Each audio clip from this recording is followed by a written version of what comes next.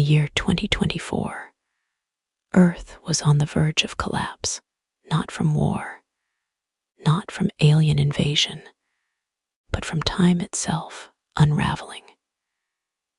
It began with whispers, unexplained memory lapses, cities flickering in and out of existence for seconds at a time, clocks pausing and then leaping forward.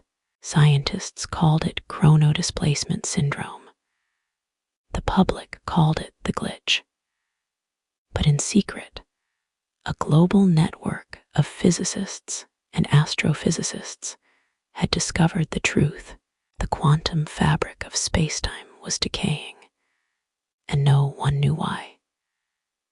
In New Horizon City, a sprawling technological hub off the east coast of what used to be the United States, Dr. Cale Rion, 34, a theoretical physicist and engineer, had just concluded a grim video conference with the United Earth Science Council. The conclusion was unavoidable. The world had approximately 24 hours before it would collapse into a temporal singularity. Earth's entire timeline, from birth to death, would fold in on itself like a dying star. Everything, every person, every memory would be erased. But Cale had one last hope: Project Alara.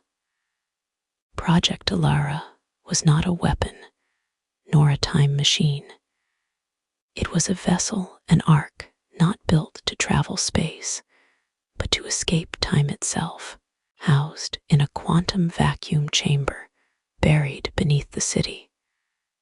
The Alara pod was capable of launching one person outside the flow of collapsing time into a neutral dimension, but it required a stabilizing pilot, someone who could keep the core neural link active during the transition. Cale had never intended to use it. He built it in theory, a failsafe, a thought experiment, but now it was Earth's only chance to preserve a sliver of its history. There was only one problem. The system required two people. One to pilot. One to link the memory stream emotionally and psychologically stable enough to preserve a human record through feeling, not data. The brain was the most stable storage system in the universe. Cale knew who he needed. Rhea Miles, 29, an artist, architect, and the woman he let walk away 2 years ago. They had loved each other once deeply. But Cale, obsessed with theory, with ideas of time and permanence, had pulled away. Rhea had gone to France to rebuild cathedrals in VR after Notre Dame collapsed again. He hadn't spoken to her in months. Now, he sent her one final message.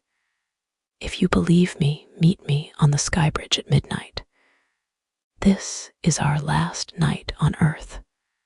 She came. The Skybridge stretched above New Horizon City like a silver ribbon. Lights still pulsed, but the world beneath flickered like broken film. Rhea arrived in a white coat, no luggage, no questions. Cale stared at her like she was the final star in a dying sky. "You always said time would betray us," she said softly. "You just didn't say how soon." He told her everything. The countdown, the arc, the risk. She didn't flinch.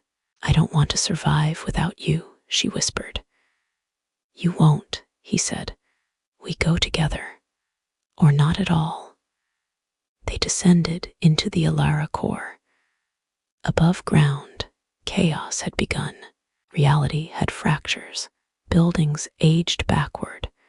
People vanished mid-conversation. Seasons changed within minutes. Governments fell silent. Satellites disintegrated. Time had lost its meaning. Inside the Alara chamber, Kale and Rhea connected to the neural link. The machine pulsed like a living heart. The room flickered blue and gold. Alara's voice, Kale's own creation, guided them. Ready for temporal disengagement, conscious memory anchor required. Rhea placed her hand over Kale's. "Let me hold it." He looked into her eyes. "You always did." The activation began. Around them, the Earth's timeline peeled away like ash in the wind. The pod launched not into the stars, but into timelessness. Through the dying echoes of human voices, across dreams collapsing like waves. But the journey wasn't clean. A surge from the core hit them mid-transition. Rhea screamed. Her consciousness flickered.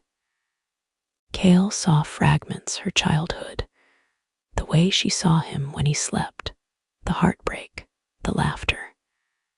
It rushed into him, and she saw his guilt, his loneliness, his obsession with saving something he never knew how to love properly. They were tangled mentally, emotionally, merged. Then silence. They awoke in the void, a white landscape.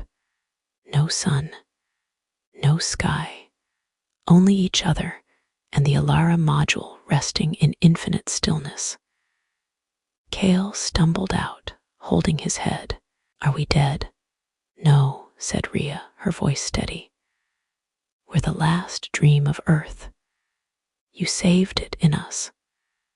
Alara activated its projection, recording all of human culture, compressed into emotional sequences, images, poems, ideas, and memories. Through Kale and Rhea, it would live, but there was more. Rhea turned to him. "You said we escaped time, but what now?" Kale looked at her, really looked. "Now we create it again." The Alara pod had one final function, a temporal seed, capable of initiating a new timeline, but only if two minds forged the foundation. Not data, not numbers, but love, memory, meaning. They held each other under the white sky and imagined a new world. They imagined forests, oceans, cities built on empathy, not power. They remembered music, laughter, the taste of rain, the first time Kale kissed her beneath an old oak tree, the first time Rhea told him she'd never leave until he made her. This time, he wouldn't let go. The temporal seed bloomed, a spark of color, then sound, then form, and somewhere, far beyond what once was Earth, a new world breathed its first breath, not born of physics, but of two souls who remembered what it meant to be human.